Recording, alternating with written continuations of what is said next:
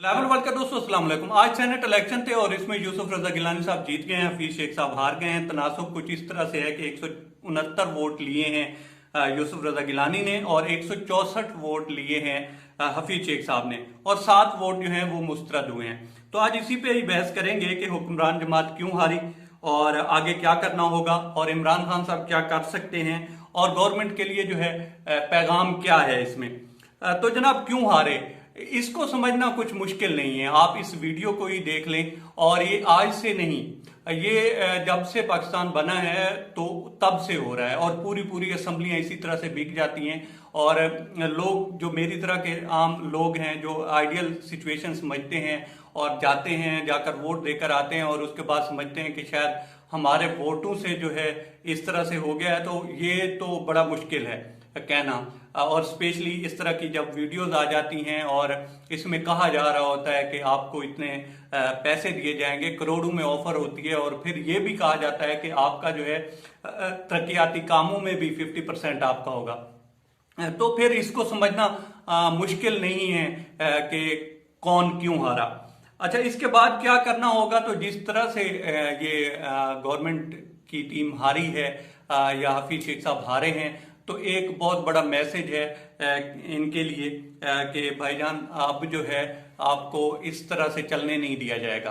क्योंकि वो एक क्लीन आदमी है और वो कोशिश कर रहा था, लेकिन जिस तरह से पैसा चल रहा है और हमारा ये कल्चर हो चुका है, एक्चुअली जो सोसाइटी है वो इस चीज़ की आदी हो चुकी है, वो बुराई को बुराई नहीं समझती। पैसे देने पड़ते हैं तो ठीक है, कोई मसला नहीं है और उसमें ये सोचा जाता है कि हमने पैसे दिए हैं तो कुछ लिए है, उसको बुरा नहीं समझा जाता और कहा जाता है कि यार हमने पैसे दिए हैं ना, तो उसमें खरीदा है, कोई मसला ही नहीं है। इस चीज़ को बुराई नहीं समझा जाता।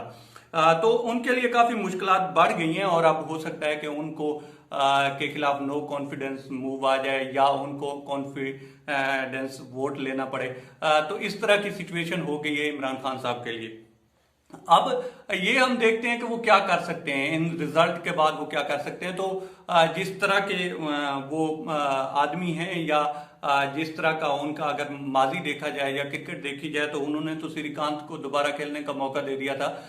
तो हो सकता है कि वो सोचें कि अब जिस तरह से हालात हैं तो दोबारा ही खेल लिया जाए। लेकिन इसमें यह देखना होगा कि जिस सिचुएशन पे आकर वो फंसे हैं इसमें से निकलना बड़ा मुश्किल है, जहां पे महंगाई है और अभी तो शायद वो डिलीवरी प्रोसेस शुरू ही नहीं हुआ जो कि उनसे तवक्को थी। तो इस तरह के हालात में शायद उनको ये भी मशवरा दिया जाए कि आपको इसी तरह से लिंगर ऑन लेकर चलना पड़ेगा, लेकिन उनकी एक अपनी तबीयत है और उसके तहत वो चलते हैं। तो अब देखना ये होगा कि वो इस पे रिप्लाई क्या करते हैं।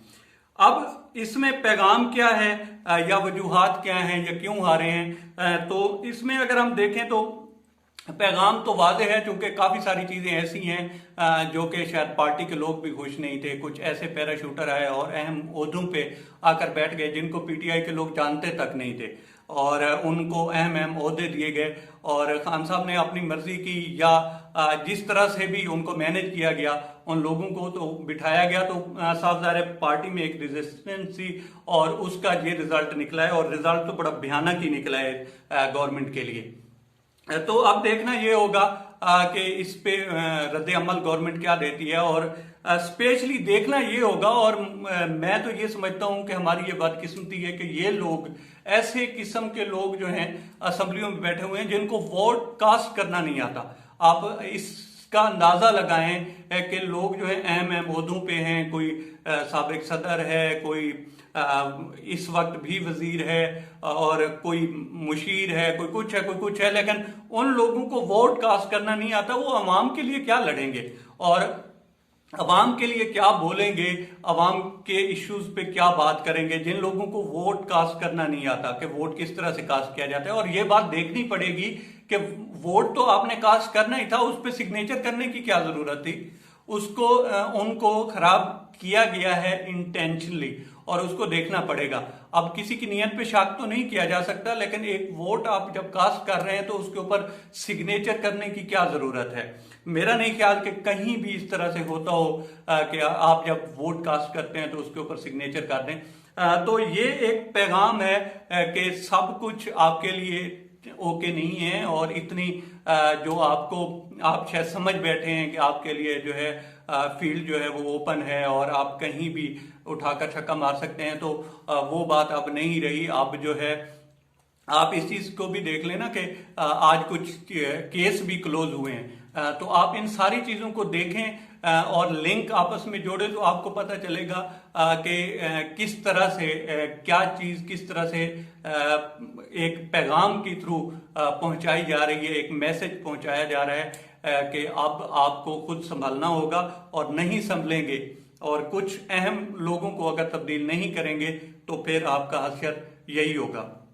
अब तक इतना ही दोस्तों, और हमारे चैनल को सब्सक्राइब करें और बेल बटन प्रेस करें।